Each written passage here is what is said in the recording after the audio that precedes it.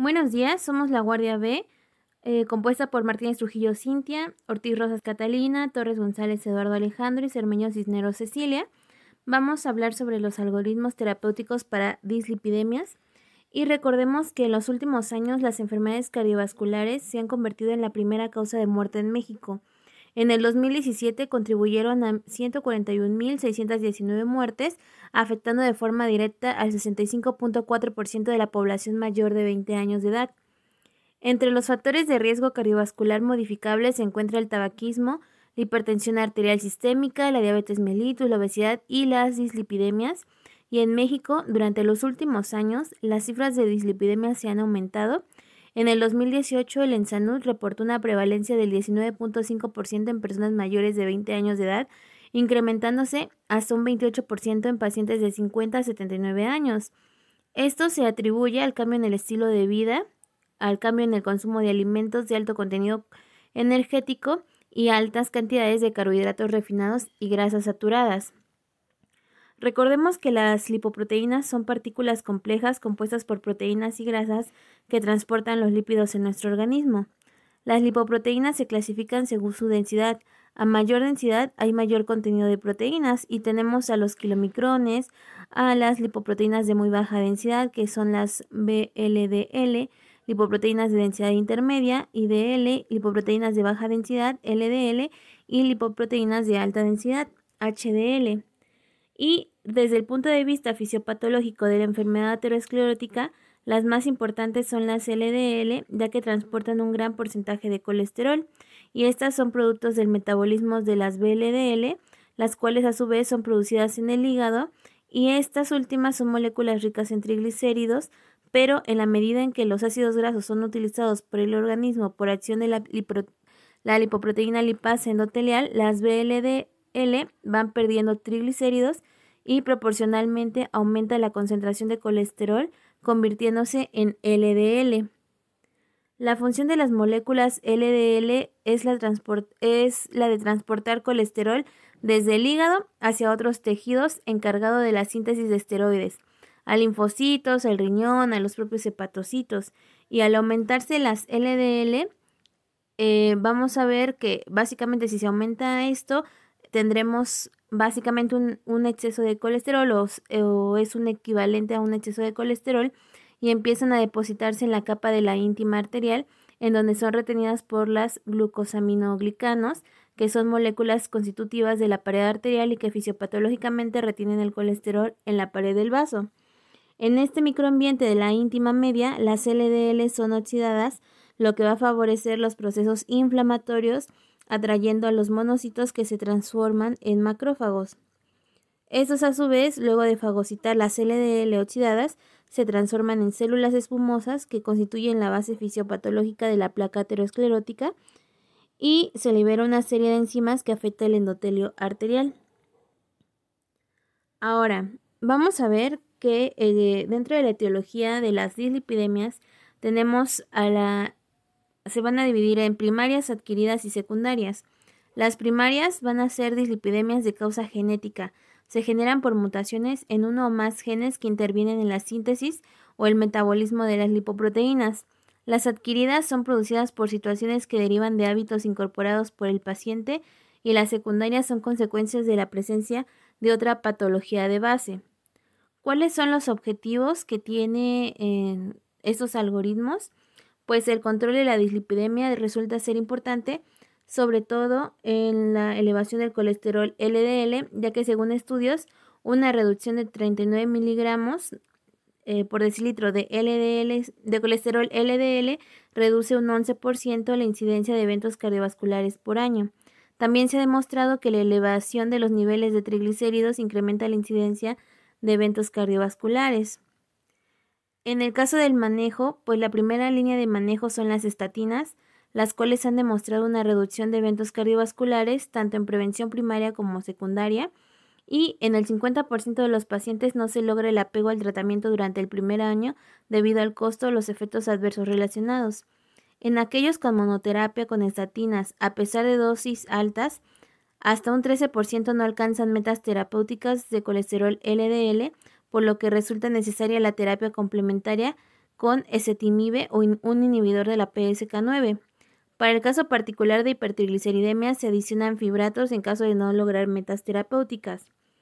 El inicio del tratamiento farmacológico se basa en la estratificación de riesgo cardiovascular que se propone con el uso de la tabla SCORE, que nos ayuda porque va a calcular el riesgo a 10 años de mortalidad cardiovascular basado en los factores de riesgo como el sexo, la edad, la presión arterial, el tabaquismo, el colesterol total, y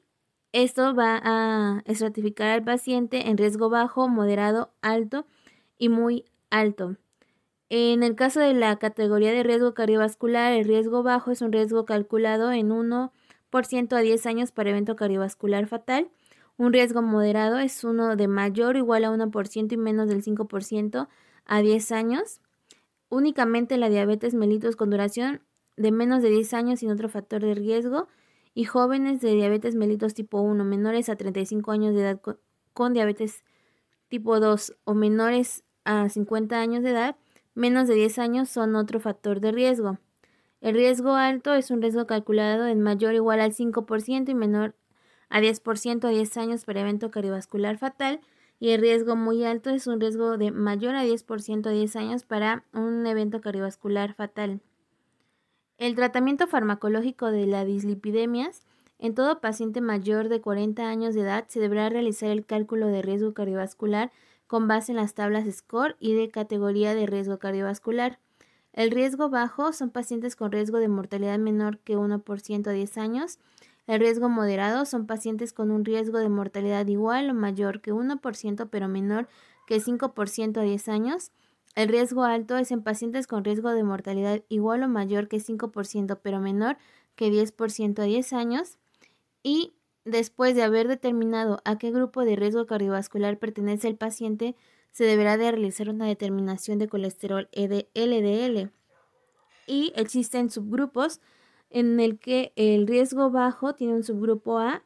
en donde se encuentran pacientes con un colesterol LDL mayor o igual a 116 pero menor que 190 miligramos por decilitro, o un subgrupo B en pacientes con colesterol LDL mayor o igual que 190 miligramos por decilitro. En el caso de que nuestro paciente se encuentre en un riesgo moderado, podremos ver si está en el subgrupo A, que es un paciente que tiene colesterol LDL mayor o igual a 100 pero menor que 190, o en el subgrupo B es quien tiene mayor o igual a 190 miligramos por decilitro.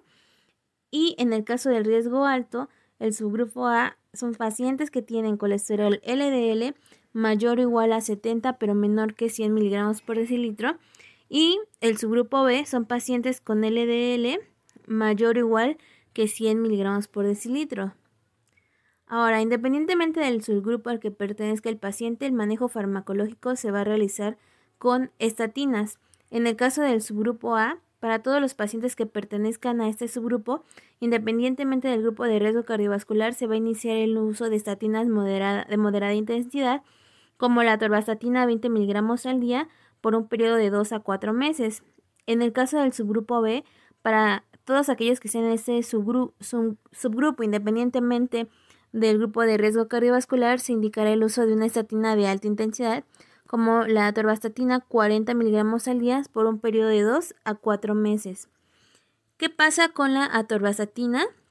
Esos agentes son inhibidores competitivos de la hidroximetilglutaril coenzima reductasa, el paso limitante de la velocidad de la biosíntesis del colesterol. Las estatinas también van a reducir la producción de lipoproteínas de muy baja densidad a través de un efecto mediado por la secreción de apolipoproteína B hepática, y la mayoría de las estatinas tienen propiedades modestas para aumentar el colesterol de las lipoproteínas de alta densidad. Las concentraciones de triglicéridos caen en un promedio del 20 al 40%. Y las metas: en caso de que el paciente logre la meta terapéutica, deberá continuar seguimiento médico en el primer nivel de atención o en el segundo nivel, con la finalidad de vigilar metas terapéuticas y prevenir complicaciones cardiovasculares. En caso de que el paciente no logre la meta terapéutica, se continuará con un incremento de las dosis iniciales de estatinas a las dosis máximas toleradas o dosis máximas terapéuticas, que son 80 miligramos al día por un periodo de 3 meses. Al terminar el periodo de administración de la dosis ajustada, se deberá realizar una nueva determinación de colesterol LDL con el objetivo de valorar si se logró la meta terapéutica según el riesgo cardiovascular. En caso de que el paciente logre la meta terapéutica, deberá continuar seguimiento médico en el primer nivel de atención, en el caso de que tengan un riesgo cardiovascular bajo o moderado, o en el segundo nivel de atención en caso de que tengan un riesgo cardiovascular alto, con la finalidad de vigilar las metas terapéuticas y prevenir complicaciones. Se debe de adicionar al tratamiento con estatinas el fármaco ezetimibe en dosis de 10 miligramos al día por un periodo de 2 meses. ¿Qué es el ezetimibe? Pues es un inhibidor de la absorción de colesterol que altera la absorción del colesterol biliar y dietético en el borde del cepillo del intestino. Su mecanismo implica la inhibición de la proteína Niemann-Pick C1-LY1, NPC1L1, que se expresa tanto en el intestino como en el hígado, y esta inhibición da como resultado una disminución neta de la absorción de colesterol en el intestino. Ezetimibe se vio que redujo el colesterol LDL en un 14%, y un ensayo de la combinación de simvastatina y ezetimibe en pacientes con estenosis aórtica encontró un mayor riesgo de cáncer y muerte por cáncer en el grupo de tratamiento activo. Las metas, una vez que se agrega este fármaco, pues al terminar el periodo de administración del tratamiento farmacológico con estatinas y ezetimibe, se deberá realizar una nueva determinación de colesterol LDL con el objetivo de valorar si se logró la meta terapéutica según el riesgo cardiovascular. En caso de que el paciente logre la meta terapéutica, deberá continuar seguimiento médico en el primer nivel de atención en el caso de que tenga un riesgo cardiovascular bajo o moderado, o en el segundo nivel si tiene su riesgo cardiovascular alto. Este deberá ser referido al servicio de medicina interna del nivel de atención inmediato superior a fin de realizar una valoración multidisciplinaria para búsqueda y control de causas secundarias, incluyendo la valoración de riesgo cardiovascular muy alto y antecedentes de hipercolesterolemia familiar. Si el paciente cuenta con antecedentes de hipercolesterolemia familiar y las siguientes situaciones específicas, por ejemplo, hipercolesterolemia familiar homocigota más colesterol LDL mayor a 100 miligramos por decilitro, o una hipercolesterolemia familiar heterocigota con un riesgo cardiovascular moderado o alto más un colesterol LDL mayor a 130 miligramos por decilitro, o un riesgo cardiovascular bajo más LDL mayor o igual a 160 miligramos por decilitro, bajo la coordinación de medicina interna y previa valoración del equipo multidisciplinario, se va a añadir un IPCKE9 durante un periodo de 3 a 6 meses. El evolocumab, en este caso, los niveles elevados de proteína convertasa subticilina quetina tipo 9 circulante se asocia con un aumento de las lipoproteínas de baja densidad y peores resultados cardiovasculares. Son capaces de reducir el colesterol LDL hasta en un 60% en pacientes en terapia con estatinas, y la proteína convertasa subtilisina quetina tipo 9, una enzima codificada por el gen PSCK9, se produce predominantemente en el hígado y se une al receptor de las lipoproteínas de baja densidad en la superficie de los hepatocitos, lo que lleva a la degradación del LDL y posteriormente a niveles más altos de colesterol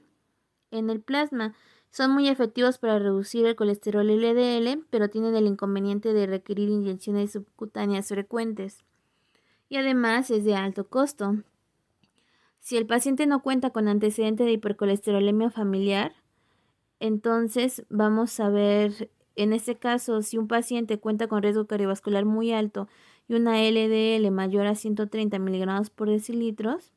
bajo la coordinación de medicina interna y la previa valoración de un equipo multidisciplinario, se va a añadir el evolocumab 140 miligramos subcutáneos cada 15 días o 420 miligramos subcutáneos cada mes durante un periodo de 3 a 6 meses. En el caso de que el paciente no cuente con un riesgo cardiovascular muy alto, el paciente será enviado de nuevo a una evaluación multidisciplinaria con el fin de detectar y corregir los factores que podrían estar causando que no se logre la meta terapéutica. Posterior a ello, se debe revalorar los niveles de LDL y si estos se mantienen entre un 55 y 70 miligramos por decilitro, se deberá de mantener el tratamiento establecido. Pero si se encuentran por arriba de 70, se deberá valorar el uso del evolocumab. Las metas, en el caso de que el paciente haya sido sometido al tratamiento farmacológico con estatina, ezetimibe y el inhibidor de PCSK9 y termina el periodo de administración de 4 a 6 semanas, se deberá realizar una nueva determinación de colesterol LDL con el objetivo de valorar si se logró la meta terapéutica según el riesgo cardiovascular. En el caso de que el paciente logre la meta terapéutica, deberá continuar su seguimiento médico en el segundo nivel de atención cada 3 meses con la finalidad de vigilar que se mantengan las metas terapéuticas y realizar los ajustes necesarios al tratamiento farmacológico. En el caso en el que el paciente no logre la meta terapéutica, deberá continuar su seguimiento médico cada 3 meses en el segundo nivel de atención con la finalidad de optimizar el tratamiento farmacológico, además de identificar y corregir los factores que puedan estar influyendo en el resultado. Y todo paciente mayor de 20 años con dislipidemia familiar o mayor de 40 años con riesgo cardiovascular muy alto con base en las tablas SCORE y de categorías de riesgo cardiovascular es candidato para tratamiento farmacológico debido a que tiene una posibilidad de mortalidad por enfermedad cardiovascular mayor a 10% en 10 años. Al terminar el periodo de administración del tratamiento con estatinas en el paciente, se deberá realizar una segunda determinación de colesterol LDL con el objetivo de valorar si se logró la meta terapéutica con un colesterol LDL menor a 55 miligramos por decilitro. En el caso de que el paciente logre la meta terapéutica, deberá continuar su seguimiento médico en el primer o segundo nivel de atención con la finalidad de vigilar metas terapéuticas y prevenir complicaciones cardiovasculares. En caso de que no, se debe de realizar un incremento de la dosis inicial de estatina a las dosis máximas toleradas o dosis máximas terapéuticas, como son los 80 miligramos al día, por un periodo de 3 a 6 meses. Al terminar el periodo de administración de la dosis ajustadas de estatinas, se deberá de realizar una nueva determinación de LDL con el objetivo de valorar si se logró la meta terapéutica, que como lo habíamos dicho es menor de 55 miligramos en el caso de LDL. En caso de que no se logre esta meta, se debe de adicionar el tratamiento con estatina al fármaco ezetimibe en dosis de 10 miligramos al día en un periodo de 2 meses. Y pues al terminar el periodo de administración del tratamiento farmacológico con estatina y ezetimibe, se deberá realizar una nueva determinación de LDL con el objetivo de alcanzar un LDL menor de 55 miligramos por decilitro. Y en caso de que logre la meta, se deberá de mantener en vigilancia terapéutica en el primer o segundo nivel de atención. En caso de que no, se deberá ser valorado de forma multidisciplinaria por parte de los especialistas en nutrición, psiquiatría, psicología, medicina interna, endocrinología, cardiología y genética, donde se harán ajustes de adherencia terapéutica y estilo de vida. Se deberá de mantener el tratamiento farmacológico con estatina y ezetimibe aunado a los ajustes de adherencia terapéutica y estilo de vida durante un periodo de 2 a 4 meses. Al terminar este periodo de administración del tratamiento farmacológico con estatinas y ezetimibe, el cambio del estilo de vida, el cambio en los ajustes de adherencia terapéutica, nuestro objetivo debe de ser un LDL menor de 55 miligramos por decilitro. Pero en el caso de que no se logre, se debe de adicionar un tratamiento con un inhibidor de la PCSK9, aunando a los ajustes de adherencias terapéuticas y el estilo de vida por un periodo de 3 a 6 meses. Ya en caso de que se logre, se dará un seguimiento entre el primer y segundo nivel de atención.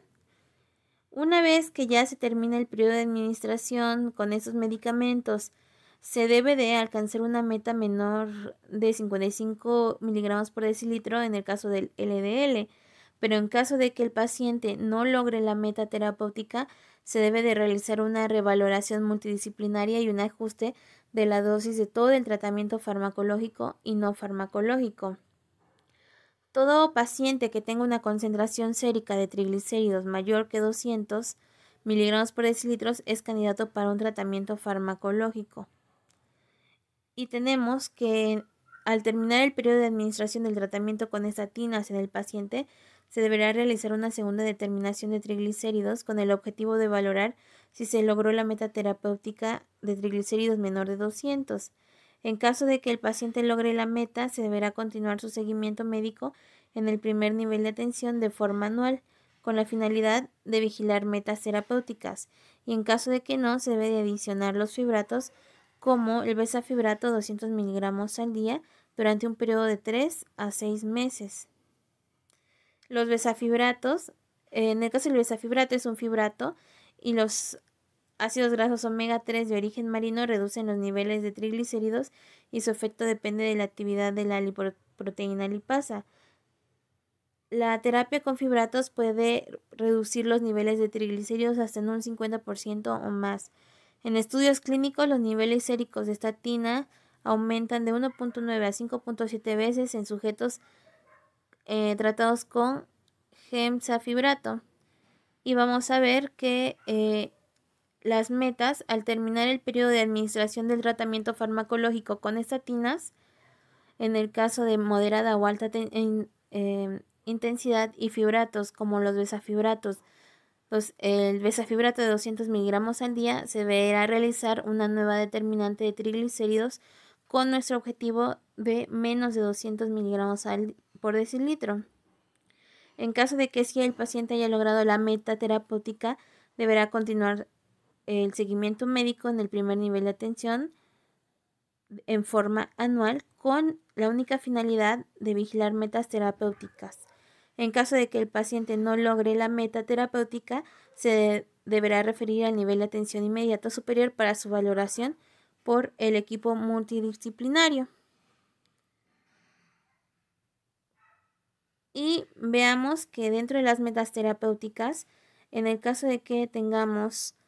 un muy alto riesgo, se necesita la reducción del colesterol LDL mayor al 50% desde el inicio con una meta de menos de 55 miligramos por decilitro. Si nos encontramos en un alto riesgo, la reducción de colesterol LDL de al menos 50% desde el inicio con una meta de menos de 70 miligramos